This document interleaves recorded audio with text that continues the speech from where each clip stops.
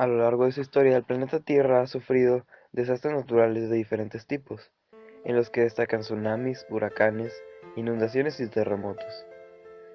También, conforme avanza el tiempo, podemos darnos cuenta que la tecnología avanza más y más, y encontramos algo que es la ecotecnología, que consiste en usar los avances de dicha para conseguir mejorar el medio ambiente mediante una menor contaminación y una mayor sostenibilidad. Esto significa que podemos usar pequeños aparatos para poder crear una alternativa sana y una prevención con tiempo, sin contaminar el ambiente de más. Todo ello puede implicar en el futuro importantes avances para evitar el deterioro de la capa de ozono y evitar que el cambio climático sea tan brusco y acelerado. Muchas de las tecnologías para prevención de desastres. Cuando hablamos de desastres naturales, nos referimos a las enormes pérdidas humanas y materiales que ocasionan algunos eventos o fenómenos, las oportunidades como terremotos, erupciones volcánicas, inundaciones, deslizamientos de tierra, deforestación, entre otros. Un desastre es la correlación entre un fenómeno natural como terremotos, maremotos o fenómenos provocados por las personas, como la deforestación, la contaminación ambiental y condiciones de vida económicas un poco vulnerables, como la salud precaria, las viviendas mal construidas, los tipos de suelos inestables, la mala ubicación de las viviendas, etc. De manera que existen grandes posibilidades de que se genere un desastre. Si en una comunidad hay un alto riesgo de que ocurra uno o más fenómenos, pueden ser provocados por nosotros mismos y se pueden mantener condiciones de vida vulnerables. También explicaremos los diferentes tipos de tecnología, en especial que se utilizan para crear este tipo de alarmas o programas en general, como son los microcontroladores y los microprocesadores, que más adelante se explicarán.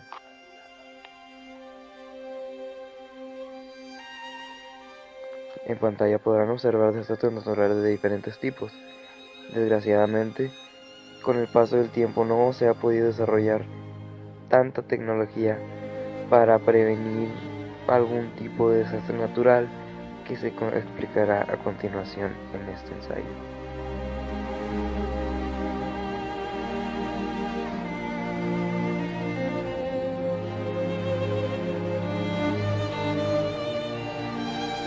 ¿Qué es un microcontrolador? Un microcontrolador es un circuito integrado que en su interior contiene una unidad central de procesamiento, unidades de memoria, puertos de entrada y salida. Estas partes están interconectadas dentro del microcontrolador y en conjunto forman lo que se le conoce como microcomputadora. Se puede decir con toda propiedad que un microcontrolador es una computadora completamente encapsulada en un circuito integrado. Requiere un programa para que realice una función específica. Este se almacena normalmente en la memoria ROM. No está de más mencionar que sin un programa, los microcontroladores carecen de utilidad. El propósito fundamental de los microcontroladores es el de leer y ejecutar los programas que el usuario le escribe. Es por esto que la programación es una actividad básica e indispensable cuando se diseñan circuitos y sistemas que los incluyen. El carácter programable de los microcontroladores simplifica el diseño de circuitos electrónicos. Permiten modularidad y flexibilidad, ya que en un mismo circuito se puede utilizar para que realice diferentes funciones, con solo cambiar el programa del microcontrolador. Las aplicaciones de los microcontroladores son vastas. Se puede decir que solo están limitadas por la imaginación del usuario. Es común encontrar microcontroladores en campos como la robótica y el automatismo, en la industria del entretenimiento, en las telecomunicaciones, en la instrumentación, en el hogar, en la industria automotriz, entre muchos otros. Microcontroladores PIC. Los PIC de microchips son una opción más dentro del vasto mercado de microcontroladores. La popularidad de estos micros radica en su alta disponibilidad en el mercado y bajo precio. El fabricante ha procurado una difusión exhaustiva de información relativa a sus productos, lo cual ha traído como consecuencia un proliferado uso de este tipo de microcontroladores. Algunos de los profesionales y aficionados que los utilizan difunden sus desarrollos e inventos por internet cuales han promovido su uso. Muchos consideran que los PIC son los más fáciles de programar. Por otro lado, se ha desarrollado una serie de herramientas de bajo costo por partes de terceros, empresas, profesionales y aficionados. como son programadores, software, etc., que facilitan el uso y programación de estos dispositivos.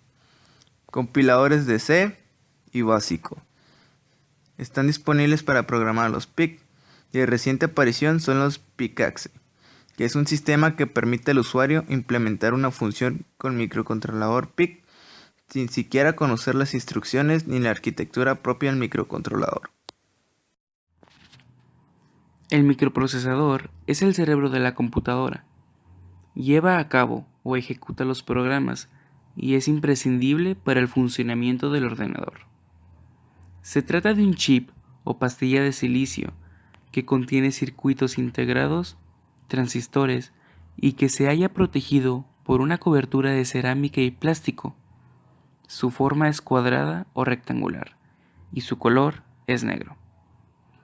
La función del microprocesador es la de recuperar, interpretar, cumplir instrucciones y operar como calculadora del sistema, pudiendo hacer operaciones aritméticas y también operaciones lógicas entre conjuntos, como unión, OR o intersección, AND. Los programas almacenados en la memoria principal necesitan ser ejecutados y allí es donde se desenvuelve el microprocesador que opera los datos. Su velocidad, que son las operaciones que puede hacer en un segundo, se mide en megahercios o gigahercios, donde 1000 megahercios equivalen a 1 gigahercio. Antiguamente, los microprocesadores eran coprocesadores matemáticos y actuaban como un procesador auxiliar externo para acrecentar la velocidad con la que el equipo realizaba operaciones matemáticas. Luego fueron incorporándose los microprocesadores a los ordenadores. Se ubican en la placa madre, en un espacio o ranura, llamado zócalo, con un sistema de ventilado que le permite su enfriamiento. Se compone de registros, memorias de poca capacidad y velocidad alta para guardar valores matemáticos en forma transistoria. De una unidad de control, realiza el control de las ejecuciones de las instrucciones que ingresan en el microprocesador.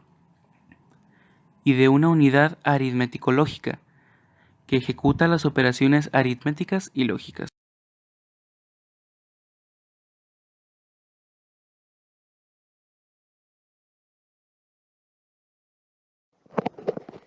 Cifras de los desastres naturales. La ONU cifra en 335 los desastres naturales al año por fenómenos climáticos. Representan un 14% más que en el decenio anterior y el doble que los registrados en el periodo 1895-1995. Estados Unidos es el país más golpeado por los huracanes. India y China por las inundaciones. Según el estudio presentado hoy, el 90% de los desastres naturales están relacionados con el clima, mientras que el 10% restante son de origen geofísico, terremotos, erupciones volcánicas y deslizamientos de tierra. Del primer grupo, los más mortíferos y efectos más graves son las inundaciones y las sequías, causantes de 80% de las víctimas y que son predominantes, tanto en regiones de países ricos como pobres.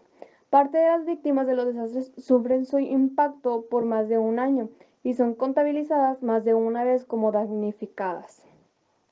Muchas veces esto no ocurre inmediatamente después del desastre, sino 2 o 3 meses después, mientras que la incapacidad cada vez mayor de pronosticar las lluvias causa de los desarreglos causados por el cambio climático.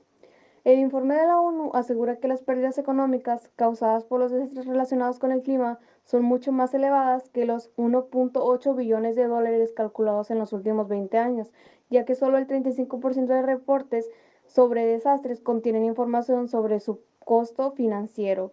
Lo que sí se sabe es que este tipo de catástrofes representan el 70% de todas las pérdidas económicas causadas por los desastres en general y que la gran mayoría son reportadas por los países ricos. La economía informal expandida en muchos países en desarrollo no reportan pérdidas económicas. En casos de desastres, lo que explica que solo el 20% y el 25% de pérdidas reportadas provengan de países en desarrollo. En los países de ingresos altos, el tipo de desastre climático que más estragos ha causado en los últimos 15 años son las temperaturas extremas, tanto altas como bajas, y representan un 41% de todos los desastres reportados en dicho periodo. Por regiones, Asia ha sido la mayor región afectada por catástrofes, como 3.302 muertos, aunque más de una tercera parte de ellos fueron víctimas de solo fenómeno, el ciclón Nargis que golpeó Birmania en 2008. En cifras absolutas, los países con el mayor número de desastres son Estados Unidos, China y India. El primero de huracanes y los dos últimos son inundaciones.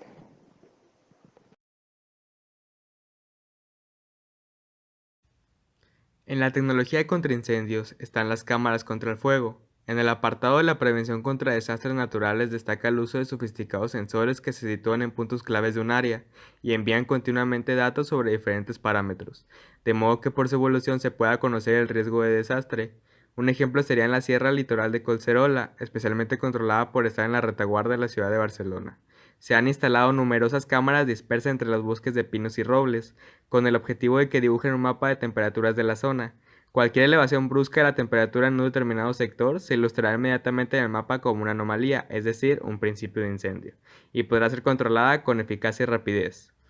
En otras áreas usan microchips con sensores múltiples y antenas emisoras de rayos infrarrojos, que son capaces de captar datos sobre el terreno de diferentes parámetros y además establecen una red de comunicaciones entre ellos para hacer llegar dicha información a un ordenador central. En la tecnología contra inundaciones tenemos WeCast.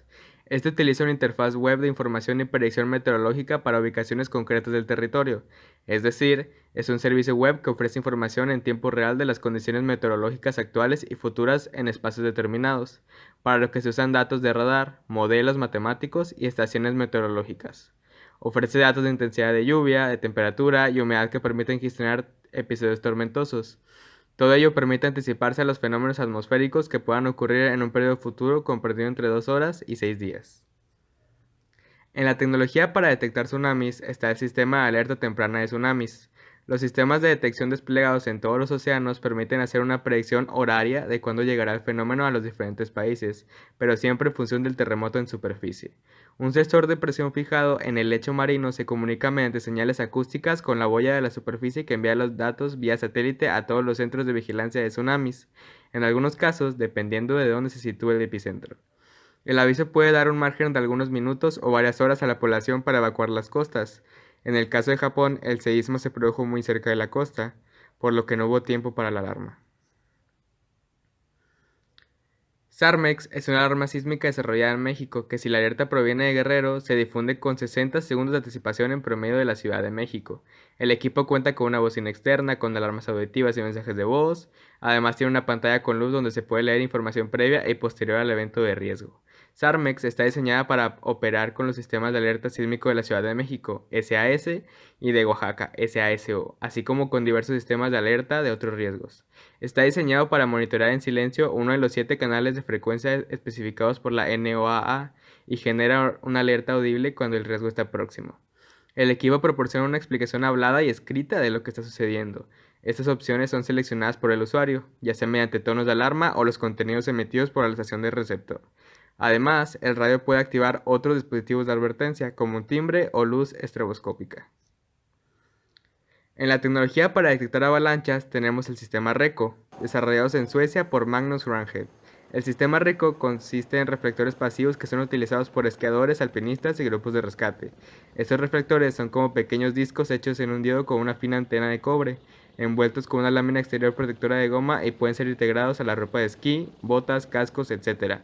Durante el proceso de manufactura o bien adquiridos en forma separada para ser agregados a otros elementos, pegados o cosidos, son realmente de muy fácil instalación. Basada en tecnología de radar avanzada, el sistema RECO opera bajo el principio de rebote de frecuencia.